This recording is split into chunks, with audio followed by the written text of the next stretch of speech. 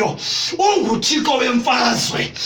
Inkosi yami ithi iBhayibhile lekwakho yomFilistiya iyatshangaza ifuna undikho. Abantwana bakaThixo bayantshwantsha bayoyika kuba kuthethiwe, boyika izisongelo, boyika indlela ekuthethwe ngayo.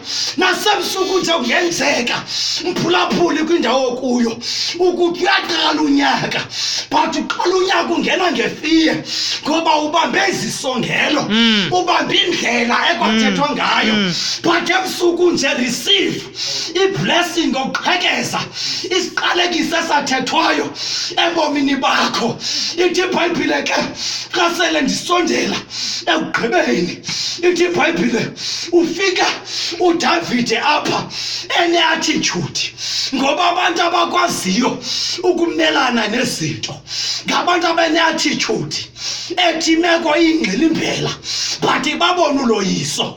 Ungena uDavide apha ene-attitude yokubona uloyiso. Abantu xa bebona uGoliathi babona i-challenge abengenako udlula kuyo, but uDavide ubona imeko ekudlulekayo kuye kuba unebali noThixo. Ewe mphulaphuli, ndifuna ukutsho ebusuku nje ukuthi nawe kha ukhumbule, kha uphuthume ibali lakho ngoThixo kusaqala unyaka.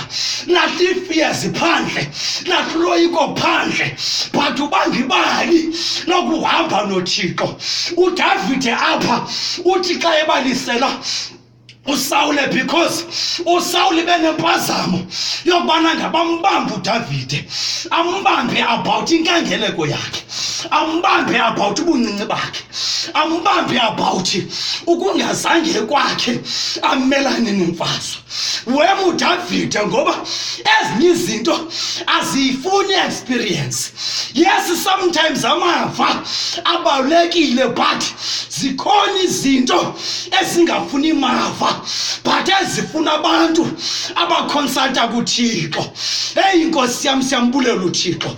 Sentsho nomtshato sometimes awufuni mava but ufuna umuntu oconsulta kuThixo, ngoba ungawamamela amava abantu, but awakho amava oboma waziqondana namava abantu. Yile nto edinga uqondane ngqo noThixo ukuba zikhona izinto ezingafuni mava but ezifuna ubana ngaba yena aqondane noThixo, abambe ibali lokuhamba